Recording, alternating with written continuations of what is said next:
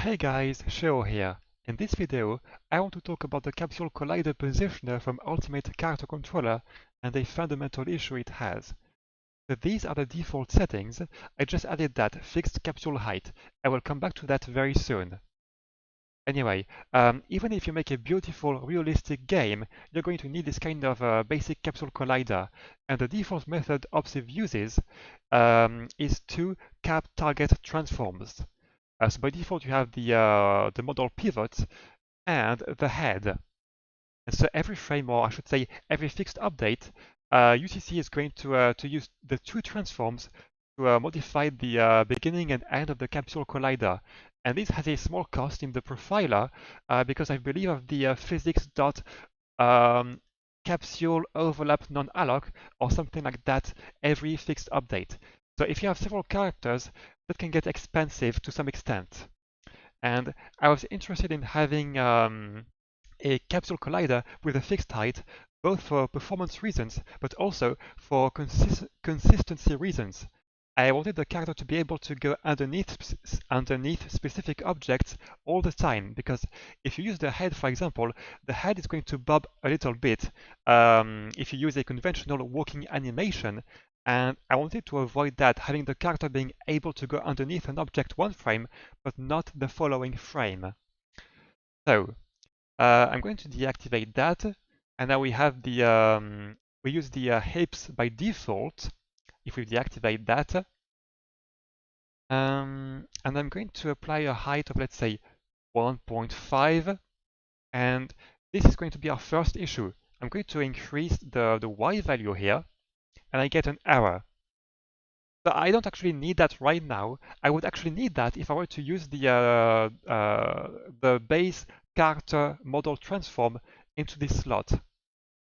Anyway, we can't apply a default value to center offset and also to radius adjustment, but for this one I can actually understand why. It's a compensation value meant to be used at runtime. That makes totally sense for this one.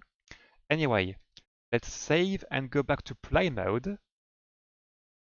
Alright, I'm now in the demo scene with the collider displayed, and I can walk around with a weird bobbing effect, which is natural considering that we are using the hips as a base reference, and the hips naturally are going to be moved by the animation. And you may already notice here that we have some difficulties moving across this small terrain.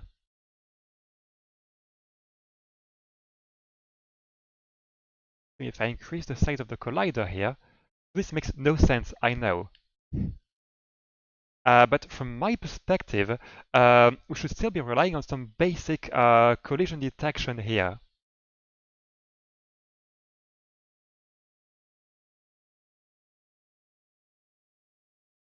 Although maybe that makes sense because let me think. Let me go into scene view. No, I was about to say that the height of the object just in front of us was going to block us, but that is irrelevant. The height of those small bumps is going to be the same no matter what.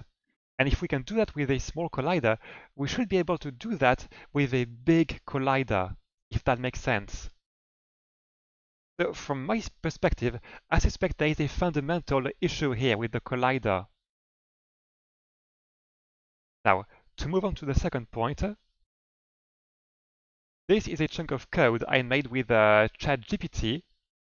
There may be a better way to write that. But basically, this is going to be using a custom fixed height value for the collider. And it's going to be using the this first reference point here. We're now back in the demo scene with a custom method applied. We are using a height value of 1.8. And it's working pretty good. It's consistent. There is no bobbing, and it's intuitive. We're not using both a height and a center offset, just one float. So I think this is more intuitive than having the having both of these at the same time. The state system can be used in combination. which is nice. It's instantaneous at the moment, but it does work. And I think that for my own purposes in my own game, this will do just fine.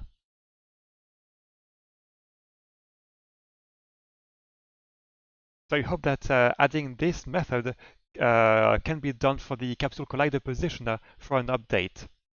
Okay, so that's all for today. Thank you for watching and have a good day or good night. Bye!